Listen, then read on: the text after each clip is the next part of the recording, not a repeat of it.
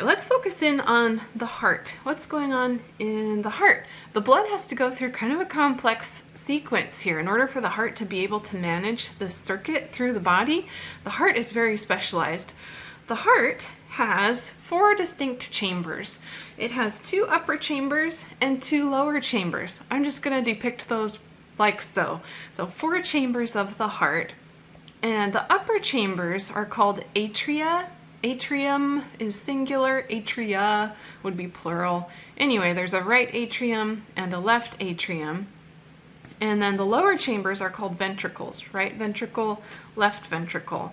And I'm just going to pause here for a second. You might be thinking I have the labels backwards. They're actually correct, as is. So when you're looking at a picture like this, a picture of the heart, this is as if you're looking at the patient. There's a patient laying down here in the page, and you're looking at their right and their left. Okay, so it's correct, as is. All right, so let's follow the path that blood takes through these chambers. Let's just start with blood that's been out in circulation in the body, in the systemic circuit. The blood that has been out in circulation is going to return to the heart through a vein. And we said that the largest vein that we have is the vena cava, so I'm just going to label that. The vena cava brings blood into the right atrium of the heart. This is the receiving chamber of the heart. From there, the blood is going to travel down into the right ventricle. And what this right ventricle will do is send the blood off to the lungs, right? It needs to be reoxygenated. So it's going to send the blood out through the pulmonary arteries off to the lungs. Once that gas exchange happens in the lungs, well, then the blood is going to get sent back to the heart. And it's sent to specifically the left atrium. So it goes there through those pulmonary veins into the left atrium.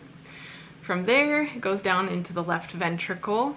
And this is the chamber of the heart that is really strong. If you look at a heart dissection, if you look at a cross-section like of a sheep's heart, for example, then what you'll see is this section of the heart, it's got really thick walls. The heart is a muscle. It's made of muscle. And this is the chamber that is really strong. It's a really strong muscle. It has to be in order to pump the blood out to the whole body. So that's exactly what this chamber does. It pumps the blood out through the aorta, the largest artery that we have, through the aorta out to, right, all of the body. And that completes the circuit. So path of blood through the heart, this is involving these 4 chambers. Each of these chambers is connected. There's a valve that separates them. So there's a valve that controls when blood goes from the right atrium to the right ventricle. That valve prevents backflow of blood. So the fact that we have valves means that this is a one-way pathway. Blood goes in one direction, doesn't flow backwards. When we listen to a heart beating, either with a stethoscope or just put your ear up to a family member and listen to their heart beating. When you hear a heartbeat, what you're hearing is a complete cycle that the heart has to go through in order to pump the blood. A normal heartbeat takes a little bit less than 1 second to complete. So we measure heartbeats. It's a useful thing to be able to measure the rate at which the heart is beating. That's called the pulse. You can measure your pulse.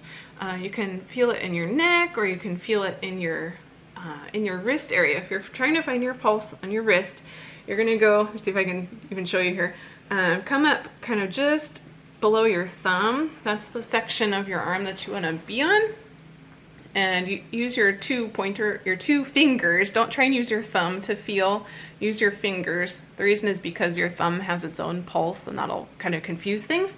So anyway, if you feel in that area, gently apply a little bit of pressure, you'll feel a little bit of a throb, right? Almost once a second.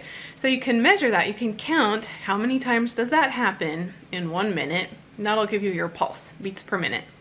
Normal is around 70 beats per minute. Normal is, there's a range actually, 60 to 100 heartbeats per minute is a normal resting heart rate, normal pulse. What's happening each time one of those beats takes place is the heart is going through a complete cycle. And the cycle consists of two different phases. There's the contracting phase where the chambers of the heart are squeezing the blood. That's called systole. That phase is called systole. And then there's a resting phase called diastole. This is just the time where the heart it's relaxed, the muscles are relaxed, and all of those chambers are refilling with blood. So put together, that makes up a complete cardiac cycle. What we're hearing when we listen to our heart, if you've ever used a stethoscope and listened, you'll hear like a lub-dub, lub-dub, lub-dub.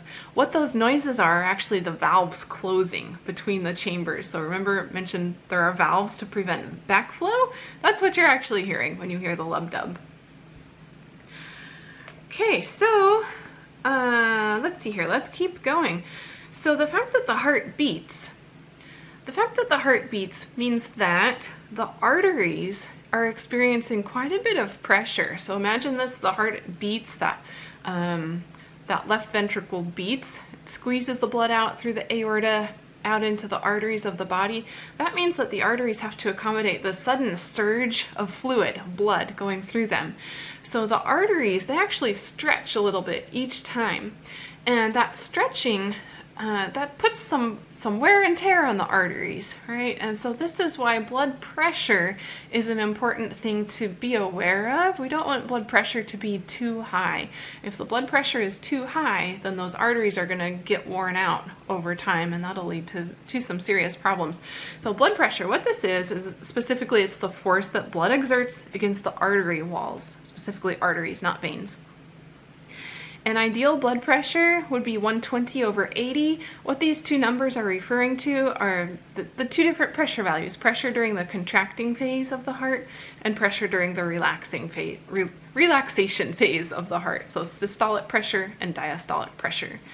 Hypertension, this is the word for high blood pressure. Hypertension is defined as if the top number is greater than 140 or if the bottom number is greater than 90. Either way, that would be considered having high blood pressure. And this is something that is not uncommon. This is actually relatively common in the US. It's estimated that about 1 in 3 adults have hypertension. And that's kind of, it's serious. That's a serious thing because the person probably doesn't know unless they've checked their blood pressure. So there aren't usually any symptoms associated with high blood pressure until many years have passed. So it is called a silent killer. It's called a silent killer because even though there are no outward symptoms, the person might not even know they have high blood pressure, still years down the road, this is putting them at greater risk for really serious problems like heart attacks, stroke even. Stroke is when there's a blockage in blood flow to the brain. And there are a number of different ways that high blood pressure can contribute to those risks. But the good news is, for many of us, there are ways to lower our blood pressure. If you find that you have high blood pressure, it's good to act now. Don't wait until later. Okay, so how to avoid hypertension or how to bring blood pressure back down. Number one way is probably to eat a healthy diet. Eat your fruits and veggies. The goal is to have a diet that's high in fiber, low in fat, and low in sugar. So this is something that sometimes it's kind of the opposite of the typical American diet. Americans don't generally have good diets. Maybe you do, and that's fantastic. Good job if you do. But if you have the typical American diet, you probably have a lot of sugar, a lot of fat in your diet, and not enough fiber. So the goal is to change that, right? And you can make small changes. You can pick one of those 3 things to work on for a while. Maybe first goal is just to increase your fiber intake. So have a little bit more fruits and veggies in your diet. Also, you can make choices like what type of bread do you eat? Do you eat white bread all the time? That's not very high in fiber. Maybe you could substitute whole grain bread. That'll be a lot higher in fiber. And then once you're good with having more fiber, then tackle sugar. Decrease how much sugar you have. A good way to do that is just to cut down on how much. Don't try and eliminate it altogether necessarily, but like if you make cookies, maybe decrease how much sugar is in those cookies. A lot of times I find even just having the amount of sugar, it still tastes good. They're still good cookies. So anyway, some things to think about there with diet. Other things that contribute to hypertension are smoking and alcohol. Those are not good things when it comes to blood pressure. So avoiding smoking and alcohol. Exercising regularly. This is a huge contributor as well. Exercise is very important for maintaining the health of the cardiovascular system. Doesn't matter if you've been inactive for years, it's still extremely beneficial even to start now, even if you haven't been exercising. The goal with exercise is to get 150 minutes a week of moderate intensity exercise. That can mean just a nice brisk walk. Doesn't mean you have to be going to a gym and working out on equipment. Just getting up and being physically active. So that works out to be 20 minutes a day, or 3 days a week doing a longer exercise, 50 minutes, 3 days a week. That works too. Anyway, 150 minutes. And that all helps to contribute to keeping blood pressure in the good range. Blood pressure is interesting because it's something that affects the arteries, but usually not so much the veins. By the time the blood makes it to the veins, it's quite low in pressure. And this makes sense if you think about what's happening. So the blood travels through the arteries out to the capillary beds. That's where exchange of substances happen. So some of the fluid leaks out of the capillaries, and by the time it comes back into the veins, it's just not very pressurized anymore. So this means that in order for blood to flow through veins, there has to be some other mechanism. It's not pressure that's propelling the blood along, it's got to be something else. And it turns out that usually veins are situated right next to muscles.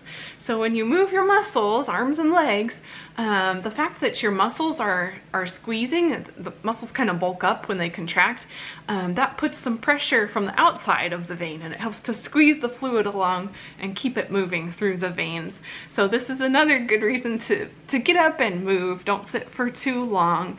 You need to move your muscles in order to keep the blood flowing through the veins.